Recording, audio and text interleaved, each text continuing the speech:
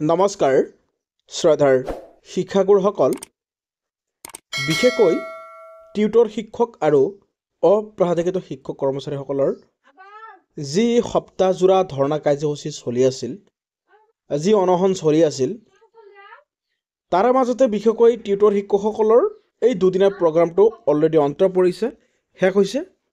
কিন্তু অপ্ৰাধিকৃত শিক্ষক কৰ্মচাৰীৰ অনিৰ্দিষ্টকালীন অনশন এতিয়ালৈকে অব্যাহত আছে।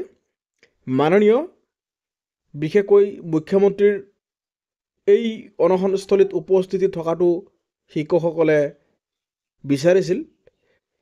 অৱশেষত সচলত তিনিদিনীয়া যিটো ধৰ্মঘট কাৰ্যসূচী আছিল, টিউটৰ শিক্ষকসকলক এই শিক্ষকসকলৰ যি দাবী আছিল, এই দাবীসমূহৰ এখনি ড্ৰাফ্ট স্মাৰকপত্ৰ মুখ্যমন্ত্ৰীৰ কাৰ্যালয়ৰ বিশেষকৈ প্ৰতিনিধিৰ হাতত জমা দিয়া হৈছে।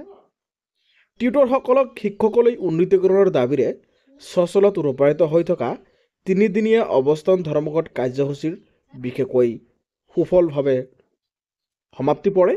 মুখ্যমন্ত্ৰীৰ কাৰ্যালয়ৰ প্ৰতিনিধিৰ হাতত স্মাৰকপত্ৰ প্ৰদান কৰি সদৌ অসম প্ৰাদেশিকৃত মধ্য ইংৰাজী আৰু নিম্ন প্ৰাথমিক টিউটৰ সন্থাই প্ৰতিবাদী কাৰ্যসূচী সমাপ্তিৰ কথা ঘোষণা কৰে। অৱশ্যে এই ড্ৰাফ্টসমূহত বা স্মাৰকপত্ৰত যি দাবীসমূহ সন্নিৱিষ্ট কৰা হৈছে, এইবোৰ যদি কাৰ্যকৰী কৰা নহয়, বিশেষকৈ জানুৱাৰী মাহৰ ভিতৰত যদি দাবীসমূহ চৰকাৰে সঁহাৰি নজনায়, তেন্তে তেওঁলোকে সিদ্ধান্ত লৈছে এই আন্দোলনৰ কাৰ্যসূচী ৰূপায়ণ কৰিছে। বিশেষকৈ তেওঁলোকে ডিষ্ট্ৰিক্ট ৱাইজ তেওঁলোকে ধৰ্ণা আন্দোলন কাৰ্যসূচী ৰূপায়ণ কৰিব জানুৱাৰী মাহৰ পৰা।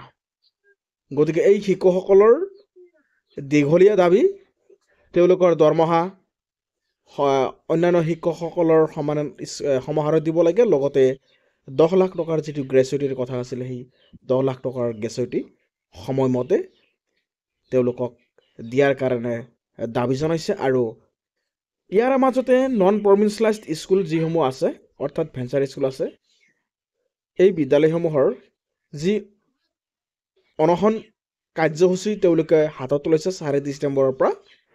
এয়া অনিৰ্দিষ্টকালীন, বিশেষকৈ তেওঁলোকৰ কোনো সময়সীমা দিয়া নাই, এতিয়ালৈকে চলি আছে। আৰু দিনক দিনে ভূমিকম্পৰ দৰে তাতে তেওঁলোকৰ প্ৰতিধ্বনিয়ে, লগতে তেওঁলোকৰ শিক্ষকৰ যি উপস্থিত, সেয়া দিনক দিনে বাঢ়ি গৈ আছে। তেওঁলোকে আন্দোলনেৰে কঁপাই তুলিছে, ভূমিকম্পৰ দৰে কঁপাই তুলিছে বিশেষকৈ গুৱাহাটীৰ সচল। গতিকে শিক্ষকসকলক সম্পূৰ্ণ শিক্ষকলৈ ৰূপান্তৰিত কৰাৰ বাবে বিশেষকৈ টিউটৰসকলৰ পৰা যি স্মাৰকপত্ৰ প্ৰদান কৰা হৈছে, অসম চৰকাৰে যাতে অতি সোনকালে সঁহাৰি জনায়, তাৰ কাৰণে টিউটৰ শিক্ষকসকলে আশাৰে ৰৈ আছে। আশা কৰোঁ শ্ৰদ্ধাৰ শিক্ষাগুৰুসকলে আপোনালোকে আমাৰ এই চেনেলটো ছাবস্ক্ৰাইব কৰিবলৈ নাপাহৰিব। আজিলৈ ভিডিঅ'টো সামৰি মাৰিছোঁ। ধন্যবাদ।